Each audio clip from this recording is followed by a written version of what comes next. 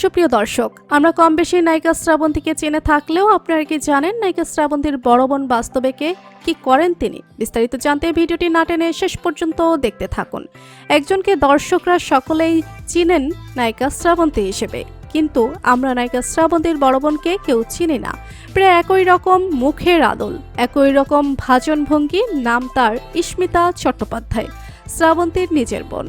শ্রাবন্তী চট্টোপাধ্যায় ও ইস্মিতা চট্টোপাধ্যায় দুজনেই টলিউডের জনপ্রিয় অভিনেত্রী। ক্রোধ, 100% লাভ, তিনি কন্যা, পথের শেষ কোথায় সহ বেশ কয়েকটি ছবিতে অভিনয় করেছেন ইস্মিতা। এছাড়াও মৌচাক নামের একটি ধারাবাহিকে কাজ করেছেন তিনি। অন্যদিকে শ্রাবন্তী টলিউডের জনপ্রিয় নায়িকাদের মধ্যে অন্যতম। বর্তমানে টলিউডের ব্যস্ত সময় পার করছেন শ্রাবন্তী। দুই বোন ফ্রি সময় থাকলে একসাথে বসে আড্ডা দেয় এবং খুনসুটি করা ছবিগুলো মাঝে মাঝে সামাজিক যোগাযোগ মাধ্যমে শেয়ার করে। ইস্মিতা বলেন, স্টার জলসায় প্রদর্শিত মৌচাক সিরিয়ালে বেশ বড় একটি চরিত্রে অভিনয় করেছিলাম আমি।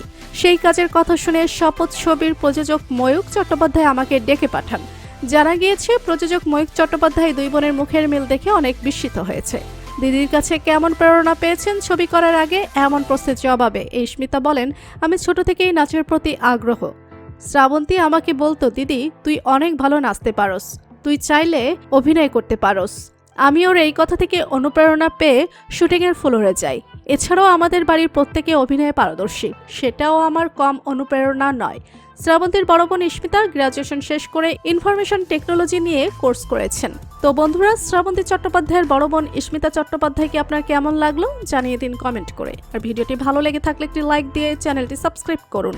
ধন্যবাদ।